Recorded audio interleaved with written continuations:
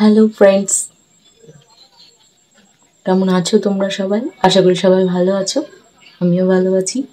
বড়দের প্রণাম ও ছোটদের ভালোবাসা জানিয়ে আমার ব্লগটা আমি এখন বিকেল থেকেই শুরু করছি, কেননা সকাল থেকে একটুও সময় পাইনি। আর আজকে সারাটা দিন মেঘ মেঘ মেঘ মেঘ করছে, আর ভালো লাগছে না। আর কালকে যত কাঁচা কাপড় ছিল সবগুলোই দড়িতে মেলে দিয়েছি।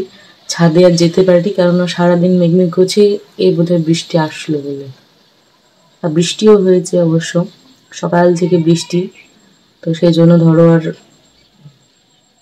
মেলার সাহস পাইনি।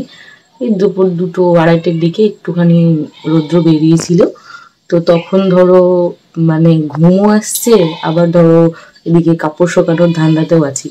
তো ভাবলাম না, আগে ঘুমিয়ে নিই, কাপড় শুকানো হবে না। কেননা কি বলতো, মানে মেঘমেঘ করছে আবার রৌদ্র বেরোচ্ছে, এরকমটা হচ্ছে। এবার হয়তো কাপড় চোপড় মেলে দিয়ে আসলাম, তারপরে নিচে এসে হয়তো ঘুমিয়েছি, ব্যাস অমনি আবার ঝমঝম করে বৃষ্টি চলে আসবে।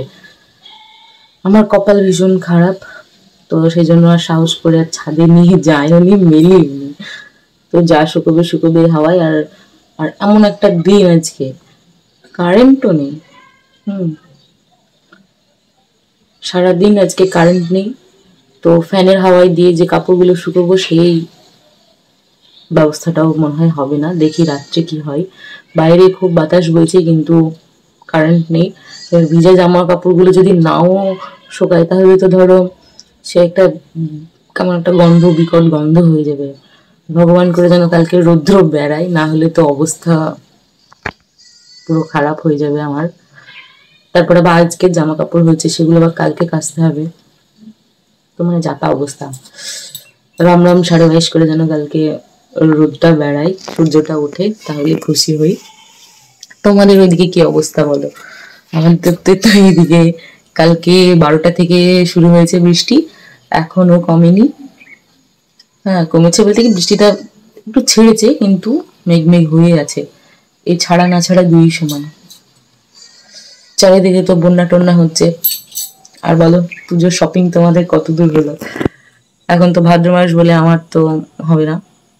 আশ্বিন মাসে, তাও বোধ হয় লাস্টে। আমার ষষ্ঠী ছাড়া কখনোই পুজোর বাজার হয় না। শ্বশুর বাড়িতেও তাই, বাপের বাড়িতেও তাই। কেননা ষষ্ঠীর কয়েকদিন আগে, ওই ধরো 10 তারিখে ষষ্ঠী, এরকম এই অক্টোবরের 5-6 তারিখ, 10 তারিখ, 12-15 এরকম তারিখ করেই ধরো পুজোর ষষ্ঠী হয়। আমারও বাজার করতে যাওয়া হলে সেই ষষ্ঠী ছাড়া আর হয় না।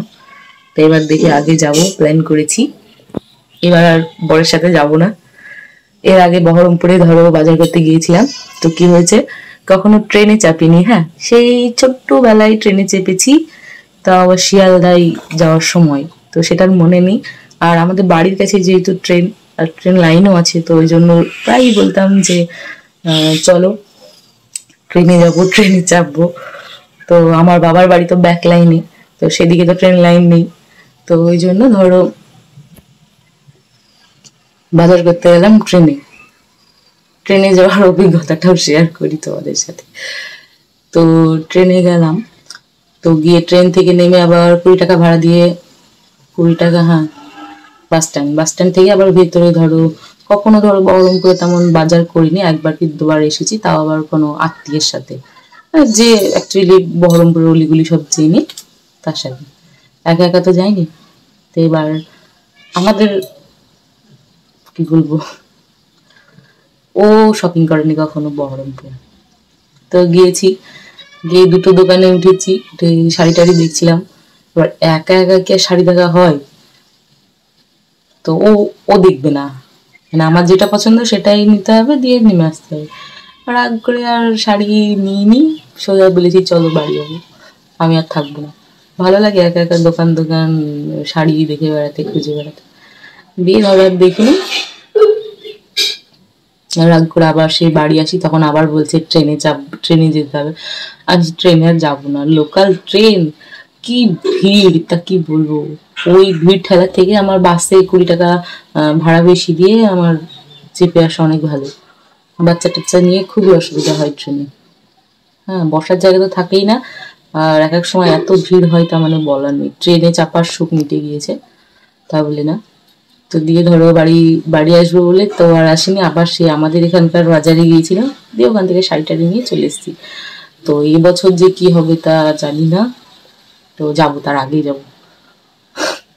তো তোমাদের নিশ্চয়ই সবার শপিং কমপ্লিট, তো কার কার কমপ্লিট অবশ্যই জানিও, আর কে কি নিলে সেটাও জানিও। এবার শুনছি জিমিচু, জিমিচু, হ্যাঁ জিমিচু শাড়ি খুব চলছে, তো দেখি।